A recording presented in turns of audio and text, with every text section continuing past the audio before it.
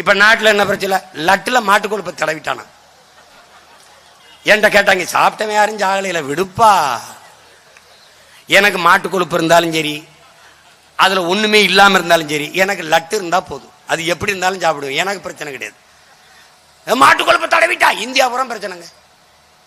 என் மீனவனை சுட்டு கொண்டு போறான், வலைய பறிச்சுக்கிறான், படகை பறிச்சுக்கிறான், மொட்டை அடிச்சு அனுப்புறான், ஜெயிலில் போடுறான். அது அவனுக்கு அப்புறம் நாட்டு இஷ்யூ, லட்டு இஷ்யூ. டேய் உங்களெல்லாம் கொடுமை கொடுமை தான்.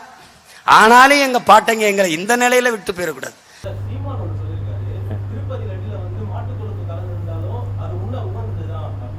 இது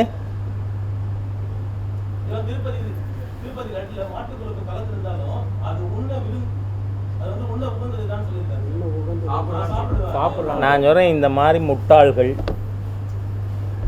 அவர் எப்போவுமே இப்படி பேசி பழக்கம் உள்ளவர். ஏன்னா அவரோட ரொம்ப பாப்புலர் ஸ்டேட்மெண்ட்டு, அப்பத்தாக்கு வரி அம்பானிக்கு வரி. எவ்வளவு முட்டாள்தனமான ஒரு ஸ்டேட்மெண்ட் அது. ஏன்னா பெட்ரோலியம் ப்ராடக்ட்ஸுக்கு வரி இல்லையா? இருக்குது, ஜிஎஸ்டியில் இல்லை. ஸ்டேட் கவர்மெண்ட் அதுக்கு சென்ட்ரல் எக்ஸைஸும் இருக்குது, ஸ்டேட் எக்ஸைஸும் இருக்குது. ஆனால் இவரோட ஸ்டேட்மெண்ட் என்ன? அந்த மாதிரி முட்டாள்தனமானது. தாயோட ரத்தம்தான் பாலாகி வருது, டெய்லி 5-5 மில்லி ரத்தத்தை எடுத்து குழந்தைக்கு கொடுக்க வேண்டியானே. இந்த திரவிடியன் ஸ்டாக்கு ஈவேராவை நாங்கள் பெரிய ஆளாக நினைக்கிறோம், இவங்க புறா முட்டாளாக இருந்து தான் நான் பார்க்குறேன்.